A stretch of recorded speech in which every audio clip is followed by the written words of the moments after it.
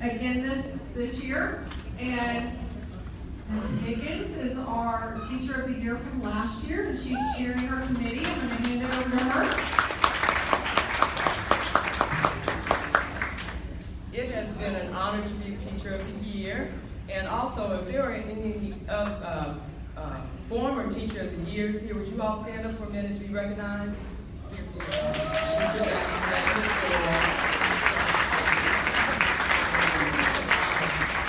Okay, without further ado, we're going to introduce the top 3 finalists. But before we do that, it was the screening committee. They really had a hard job trying to just narrow it down to 3 people. And so I just wanted to let the ones that were nominated know that I hope that you felt honored by being nominated by someone because they recognize your efforts. So we want you all to know that all of you all are special to us. So without further ado, our 3 nominees, we would like you to come forward and bring the colleague that is going to introduce you. The first one is Eric McCullough.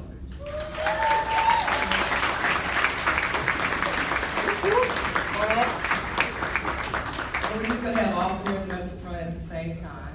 And our second one is Micah Sherrado.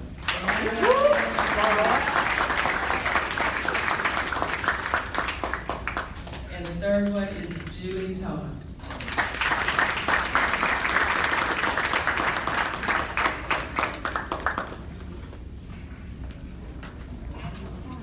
And we'll have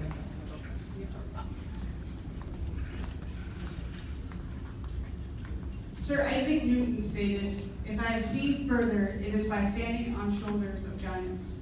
Today I have the privilege of speaking about one such giant and an unsung hero in teaching, Mr. McCullough. Oh, sorry. I have had the honor of knowing Mr. McCullough as a mentor, a colleague, and a friend over the past 3 years. Time and time again, he has proven to be unparalleled through his passion, flexibility, and leadership. Mr. McCullough's pursuit of knowledge has never ended at just a diploma. He has continued on with his studies through receiving master's degrees. His passion and thirst for knowledge seeps into the classroom and can be seen on the faces of all his students. He has always taught beyond the words of a book or what the curriculum states. He makes his lessons applicable and relevant so every student is able to run with it and succeed, both inside and outside the classroom. On Twitter, he is remembered by former students as being the teacher who, and I quote, "made them sweat with those speeches." This is just one of the many examples of how he stretches students past their comfort zones. His passion for teaching and the subject matter shines through any adversity placed before him. Many of us have joked about how many classrooms McClellan has moved to over the years. But the moving around and inconsistencies with having enough resources has never slowed him down or caused him to waver, and they have all gone without complaints. Given any and all struggles, he still manages to not just teach, but is able to equip students with real-world experiences they can use beyond the classroom. McClellan is someone who is often leaned on for leadership roles. When teachers are split into groups, he's the one many rely on to speak so they don't have to. His outgoing and trusting personality has led him to become head of his department, doing curriculum writing for the district, and coaching speech and debate for many years, leading them as far as regionals in UIL. He also takes time outside of school to attend extracurricular events for his students and fellow staff members to show his support and belief in them. He is always willing to go the extra mile for anyone in order to help his students and the school to become greater than what was deemed possible. Mr. McClellan is a giant in teaching. Through his passion, flexibility, and leadership, he has helped many, including myself, to go further than we ever felt imaginable. I didn't feel like my words are quite as justified as some of his students, and so I have 2 students that wanted to speak out for him. Ricardo said, "Mr. McClellan is the best teacher. He's committed to his job, he interacts with his students, and he's so relatable." And Ari had this to say, "Mr. McClellan is a teacher who inspires all his students to learn. He goes He does not stick to a textbook or traditional methods of teaching. He finds creative ways to teach. He has my utmost respect. He serves as a role model in my life. He sets high expectations for his students and is consistent with discipline. Mr. McClellan goes beyond just interacting on an instructional level, but he also meets the emotional and physical needs of his students as well. Thank you.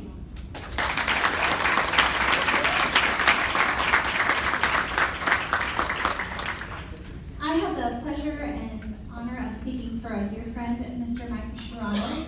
I've known Micah for over a decade when I was at Aldine and he was here at MAC, and we started together. This is his 13th year of teaching here at MAC, and this is his second consecutive nomination for Teacher of the Year.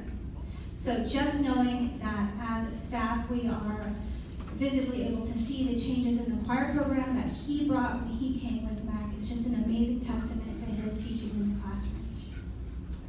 Last year, in the choir world, there's a thing called the UIL Varsity Sweepstakes.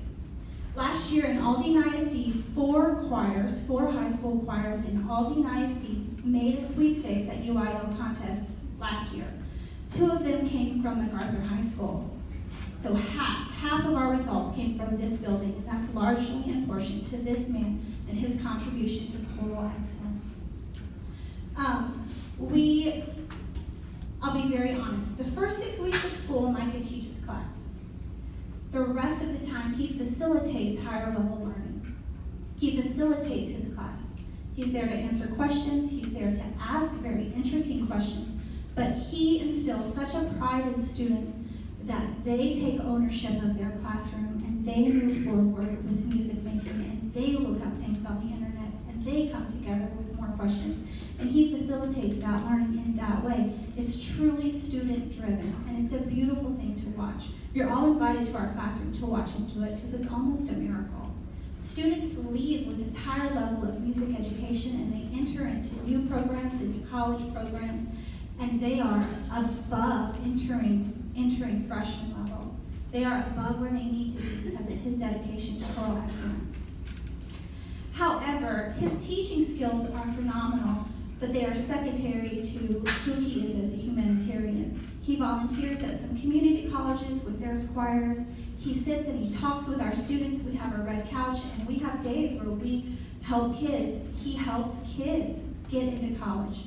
He helps them with their FAFSA. He calls their parents on the phone. We have someone come in and they interpret, and we're speaking with them in different languages so that we can get these kids to their next step. He stays, he works the hours, he does that. He makes the difference in their life, and when they are successful and they come back, it's to his credit. It's to his credit and his time investment. Last year, Micah did duty every day, every period, outside because we had our outside hallway. He did that every day, fearlessly, endlessly. He took the heat from the kids who were trying to sneak in outside. He took the heat from the kids that wanted to go that way to get to the gym. He did that duty every day. He did that duty every period, every day. And just that is a testimony to his spirit and his endurance to come in and just be positive again in the classroom. Also, he was working late one night and he saved the school from burning down. So I think that deserves a Teacher of the Year nod. So, true story, we'll tell it to you later.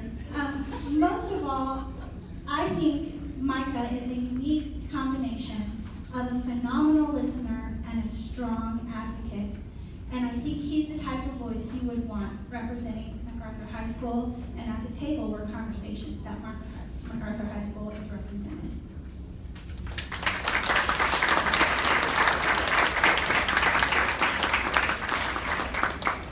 I think that this just reflects how we have amazing educators here. It's not just you, but it's all of you in the audience. And I have the privilege of introducing my friend, my good friend, Julie. I'm privileged to work with U.S. History, and this is my second year here in Houston.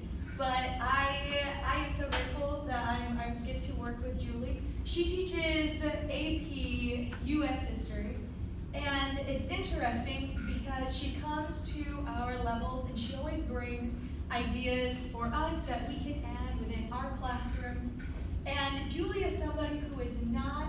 The status quo isn't enough. She, in the summertime, goes out and seeks opportunities to further learn and to grow. This summer, she was in New York City at Columbia, learning about immigration to the U.S., and she was able to bring that to us as we were looking at Ellis Island. She has studied at the Smithsonian and looked at how we can incorporate and analyze art within the classroom. But more importantly, she looks for ways to support students. I'm always amazed, if you walk by her room, it always smells nice too. You know, I know that that's not one of the criteria, but my room always smells. Yeah, okay, Laura, you can't laugh. I know your room smells great too. But she takes pride. She makes her classroom a place that you would want to be if you were a student, if you were an adult. And you go in and there's always a bunch of students there. And she is working on History Fair. She has gone to nationals twice. And they've gone to a state level. This is something where you can see that she takes pride in, and she wants her students to love what they are learning. She also is starting the Junior Historians Club. Okay, I know, don't think history is boring. It really isn't. And Julie makes it a lot of fun for them to understand that history is something that is alive. It is your story. And she is there for her students. I am really grateful to call her my friend, but she is there for all of our students, and she is their friend. She is their advocate. She is their mentor. And I know that we have a lot of wonderful teachers, but Julie is a wonderful nomination, and we have marched together. We've gone to all kinds of places, and she's somebody who I respect an awful lot. Thank you. Thank you. All amazing. Give them a round of applause. Voting Wednesday, Thursday, Friday, leading up to Thanksgiving. It closes Friday at 3 o'clock. So take the time and vote, okay? Thank you.